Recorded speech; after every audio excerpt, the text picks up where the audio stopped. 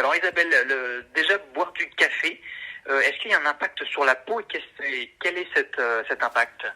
Alors en fait, dans le café, il y a des choses effectivement il y a des composés intéressants pour la peau, mais aussi des composés qui sont moins intéressants. Alors dans les composés intéressants, il y a ce qu'on appelle les polyphénols, qui sont des composés qu'on trouve habituellement dans les végétaux, qui ont des propriétés antioxydantes et antiradicalaires, qui protègent les cellules du vieillissement accéléré. Donc les polyphénols, ils vont donc limiter l'apparition des rides et la diminution de la perte de fermeté de la peau. Et dans le café, ils sont en quantité assez importante, par exemple aussi importante qu'une pomme ou un kiwi ou le vin rouge ou même voire le thé vert. Et en plus, les polyphénols du café sont en quantité bien assimilable. D'accord. En revanche, Ouais. le café il comporte aussi de la caféine, comme vous savez, qui est un puissant stimulant, voire excitant, aussi bien intellectuel que physique. Et la caféine agit donc sur le cerveau, mais aussi sur tous les organes, et y compris la peau. Et qu'est-ce qu'elle fait sur la peau? Alors en fait, eh bien la caféine, déjà, comment ça fonctionne déjà en globalité dans l'organisme? Elle va enclencher une cascade de réactions parce qu'elle libère le cortisol, l'insuline, de l'adrénaline, qui sont des hormones et des neurotransmetteurs qui sont libérés habituellement en période de stress, voire de peur. Et c'est pour ça que le rythme cardiaque s'accélère, voire que votre attention est renforcée et que ça va jusqu'à parfois des insomnies. Et la peau, sous l'effet de la caféine, va être aussi en situation de stress. C'est-à-dire qu'elle va avoir tendance plutôt à rougir par une vasodilatation des vaisseaux, qui à long terme peut même amener une coupe rose pour les peaux sensibles. On va observer également une production du sébum qui peut être augmentée, c'est-à-dire que au long de la journée, vous allez avoir une peau plus brillante, voire même l'apparition de petits boutons pour une peau qui a tendance à faire de l'acné, par exemple. Et à long terme, malheureusement, vous allez avoir des pores qui vont se dilater. Ben, D'accord. Donc c'est pas une si bonne chose en fait de Non, boire du café pour la peau, hein. Non, non, non, pas du tout. En plus, pour la peau, comme l'organisme va être en suractivité, vous allez générer plus de radicaux libres qu'à la normale, qui sont, eux, donc les facteurs de vieillissement accéléré et favorisent l'apparition des rides.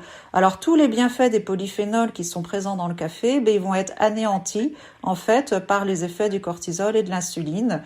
Donc, c'est vrai qu'en conclusion, le café est une boisson qui, prise à une certaine dose, n'est pas très, très bonne pour la peau, effectivement.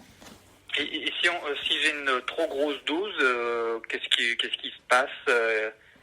Bien, en fait, si vous avez une trop grosse dose, déjà, faut savoir que le café n'est pas forcément non plus bon pour la ligne, parce que vous allez avoir une hyper activation du cortisol. Et donc, l'insuline et le cortisol sont plutôt des hormones de stockage. Ils favorisent la prise de poids et rend moins facile la perte de poids lorsqu'on fait, par exemple, des régimes. En plus, si on dort moins bien, comme on maigrit la nuit, on a tendance à garder le poids la nuit, donc à éviter de maigrir. Alors, il faut bien savoir par contre que la caféine, lorsqu'elle est appliquée sur la peau, qui n'a pas du tout le même fonctionnement, par contre, peut favoriser l'amincissement, parce qu'elle n'est pas du tout véhiculée et ciblée de la même manière. Alors justement, comment est-ce que ça fonctionne là quand c'est dans une crème? Alors en fait, la caféine, d'ailleurs, c'est l'actif de la cosmétique qui est le plus efficace pour diminuer la peau d'orange et le capiton, et même perdre des centimètres. En fait, la caféine va être ciblée directement sur les cellules qui comportent le gras, les adipocytes, et vont agir directement sur ces cellules pour faire fondre les corps gras et actionner ce qu'on appelle la lipolyse. Chose que le café pris sous forme de boisson ne va jamais vous faire parce que n'atteindra jamais en fait ces adipocytes. Bon, par contre, pour que ça marche, et ça marche, c'est un actif cosmétique très puissant, la caféine sous forme de crème, il faut quand même qu'elle soit assez concentrée. On parle des concentrations de crème de l'ordre de 5% qui n'ont absolument rien à voir avec la concentration de la caféine d'un café pris en boisson. C'est pas du tout pareil. D'accord, et on l'applique, du coup c'est bon pour appliquer où ce type de crème?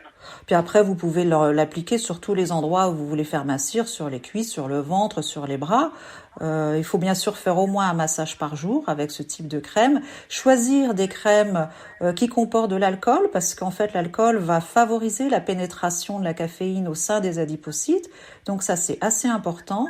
Et il faut être tenace, hein. C'est minimum 3 mois à 6 mois d'application.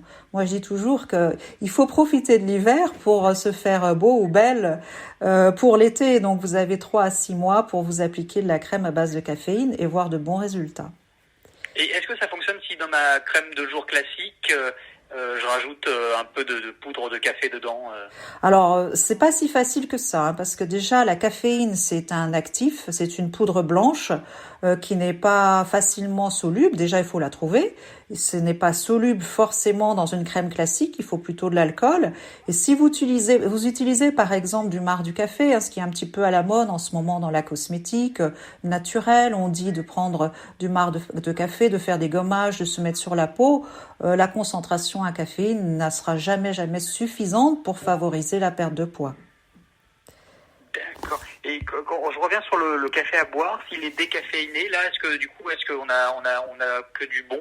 Oui, alors du coup, oui, bien sûr. Moi, je préconise maximum 1 à 2 tasses par jour pour n'avoir que les bienfaits du café. On dit que les études ont montré que supérieur à 5 tasses de café par jour, vous allez avoir des méfaits et favoriser l'obésité. Par exemple, faut savoir qu'une tasse de café donne entre 50 et 100 mg de caféine.